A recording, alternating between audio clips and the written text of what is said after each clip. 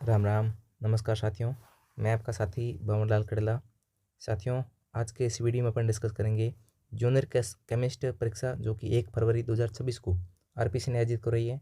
और इसमें आरपीसी ने कुछ प्रश्न जो है यूपीसी के लेवल के, यानी कि यूपीसी ने जो ट्रेंड फॉलो किया था 2023 के अंदर या 24 के अंदर, जो उन्होंने कितने कथन सही हैं ऐसे प्रश्न पूछे थे ना, तो वो ट्रेंड आरपीसी ने भी फॉलो करना शुरू कर दिया है।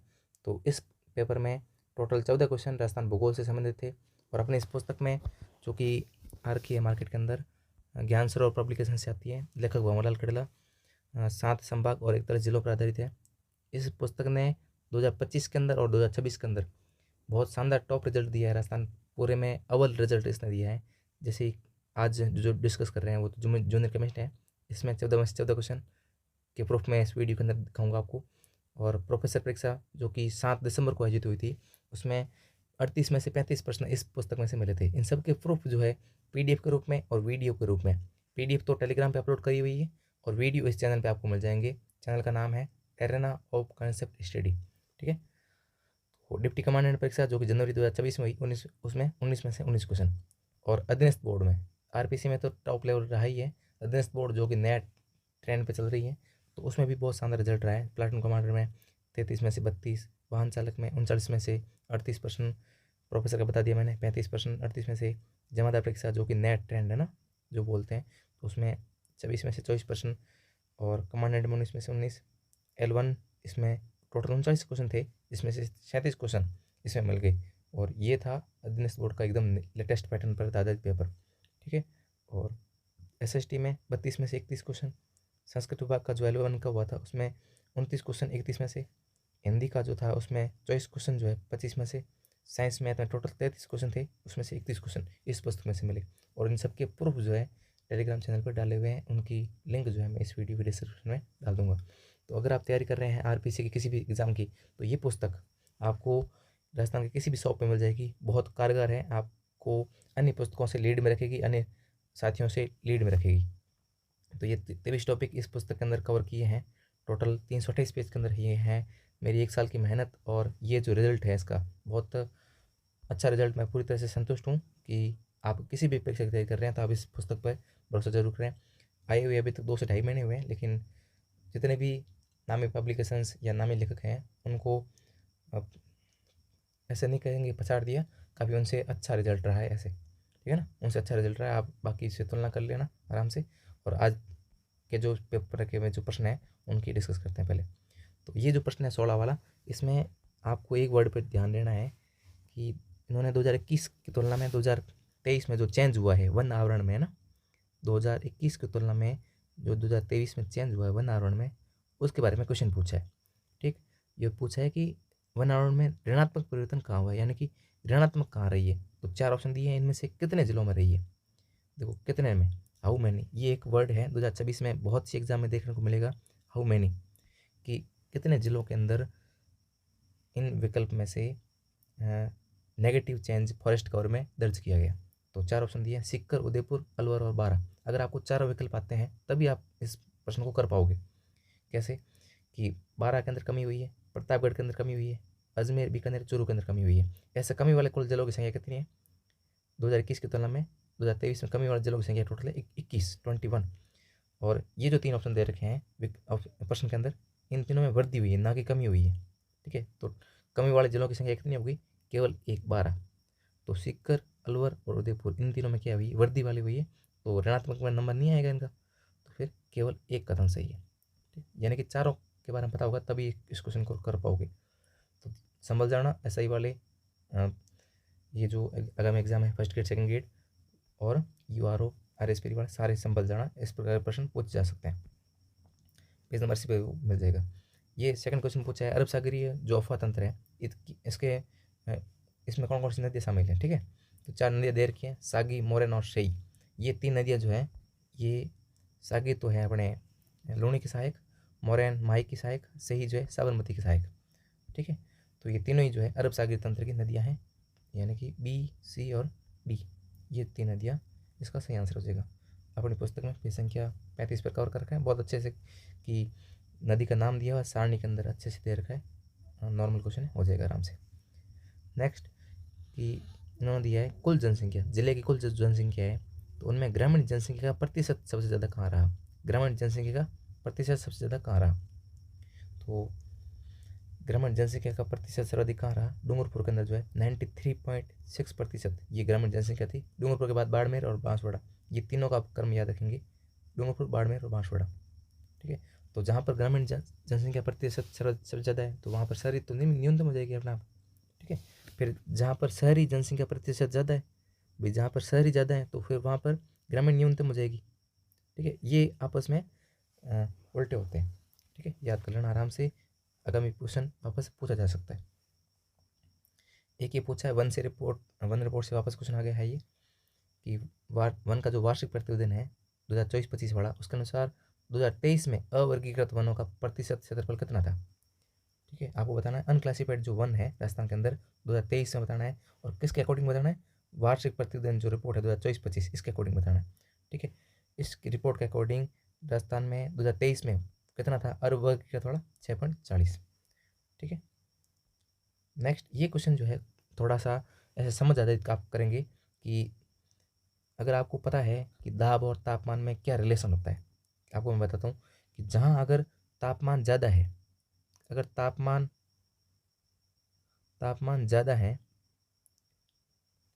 ज़्यादा है, तो वायुदाब क्या होगा, वायुदाब कम होगा। ठीक है, और यही उल्टा हो जाएगा इसमें कि अगर तापमान जो है कम है तो वायुदाब कैसे होगा, ज़्यादा होगा।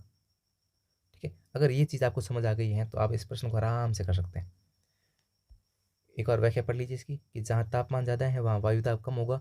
जैसे गर्मियों के अंदर आप देखते हैं कि पश्चिमी राजस्थान में तापमान अधिक रहता है तो वहाँ पर वायुदाब कम रहता है, और वायु कहाँ, पवनें कहाँ किस तरफ गति करती है, जहाँ वायुदाब कम होता है ना उधर पवनें गति करती है, उधर आती है पवनें। तो पश्चिमी राजस्थान में धूल बढ़िया अंदर चलती है, इसके कारण चलती है।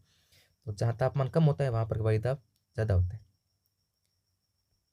ठीक, तो यानी जुलाई माह में राजस्थान में जो दक्षिण भाग है वहाँ पर तापमान जो है न्यूनतम रहता है, और जहाँ तापमान न्यूनतम रहेगा वहाँ पर वायुदाब अच्छा ज़्यादा रहेगा। तो ये अपनी पुस्तक में कवर ऐसे हो रखा है। ये मैंने समदाब रेखाएं जो जुलाई माह में आती है, समदाब रेखाएं डाल रखी है। तो यहाँ पर पश्चिमी राजस्थान में समदाब रेखाओं का मान कम है, यानी कि तापमान ज़्यादा है, और यहाँ पर समदाब रेखाओं का मान ज़्यादा है। ये समदाब रेखाओं का मान ज़्यादा है यानी कि तापमान कम है। ठीक है, तो सबसे कम तापमान कहाँ मिलेगा आपको, जुलाई माह में सबसे कम तापमान कहाँ मिलेगा, दक्षिण राजस्थान के अंदर। तो इसमें 4 जिले दे रखे हैं ना, तो इसमें सबसे दक्षिण में कौन सा जिला शामिल है, तो जयपुर, अजमेर, सीकर, चित्तौड़, इनमें जो है सबसे दक्षिणी जिला कौन सा हो जाएगा, चित्तौड़। तो जुलाई माह में सबसे कम तापमान जो है कहाँ अंकित किया जाएगा, तो कहाँ अंकित किया जाएगा, चित्तौड़गढ़ के अंदर। ठीक है, ये देखिए कि ग्रीष्म ऋतु में दक्षिण राजस्थान में वायुदाब अधिक रहता है, यानी कि वहाँ पर तापमान कम रहेगा। ठीक है, और उत्तरी राजस्थान में वायुदाब कम रहता है, यानी कि तापमान अधिक रहेगा।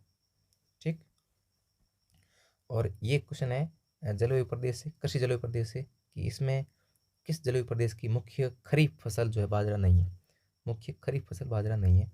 तो 4 ऑप्शन दे रखे हैं इन्होंने, तो 4 ऑप्शन में पहला ऑप्शन इन्होंने दिया है थर्ड बी के अंदर बाजरा होता है खरीफ फसल के रूप में, खरीफ फसल में बाजरा होता है।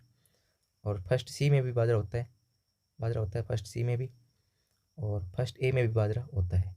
तो ऑप्शन कौन सा रह गया, फर्स्ट बी जो है इसके अंदर बाजरा नहीं होता है, इसमें कपास और गंवार मुख्य रूप से खरीफ की फसलें होती है।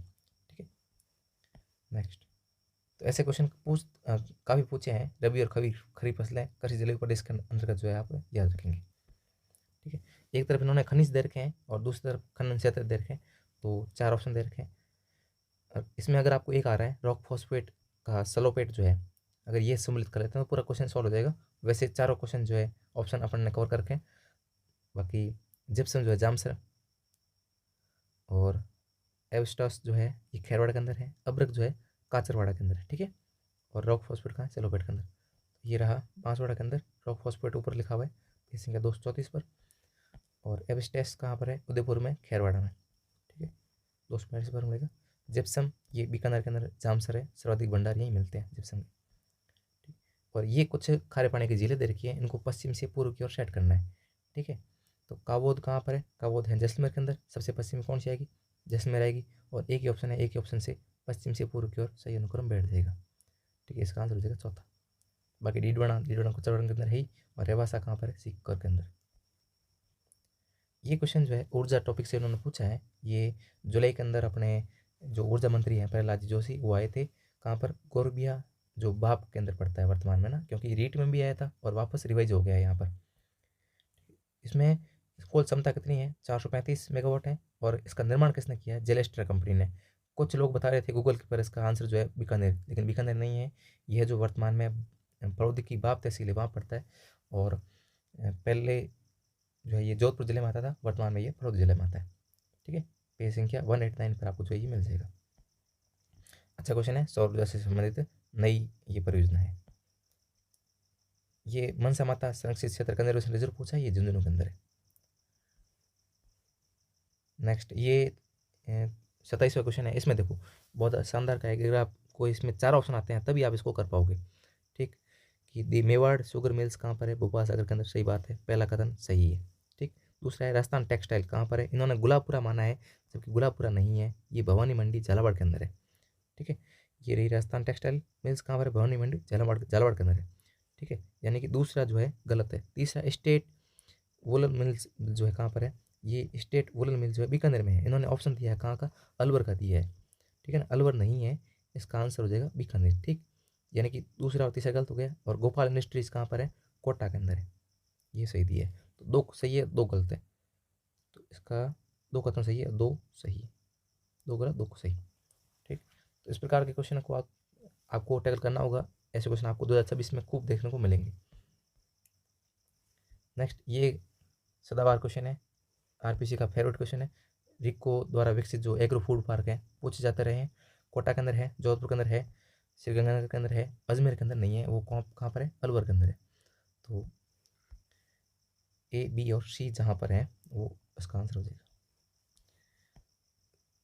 इसमें एक बार क्षेत्रफल के अनुसार भी पूछा हुआ है, तो क्षेत्रफल भी आप एक बार याद रखेंगे कि बोरनाडावाड़ा जो है वो सबसे बड़ा है, और उद्योग विहार जो गंगानगर का है वो सबसे छोटा है। इसके ये भी पूछा हुआ उद्योग विहार वगैरह नाम देकर भी कभी कभी पूछते हैं।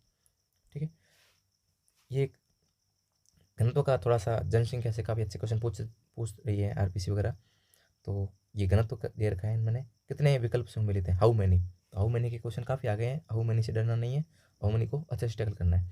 जयपुर में 595 सही है, बांसवाड़ा के अंदर 389 नहीं है, दौसा के अंदर 476 सही है, भरतपुर के अंदर 503 सही है। यानी कि इसमें 3 विकल्प जो है सही, विकल्प जो है सही सम्मिलित है। ठीक है, जैसे जयपुर के अंदर 595, भरतपुर के अंदर 503, दौसा के अंदर 476। ठीक है, और बांसवाड़ा के अंदर कितना है? फिर 397 बांसवाड़ा के अंदर।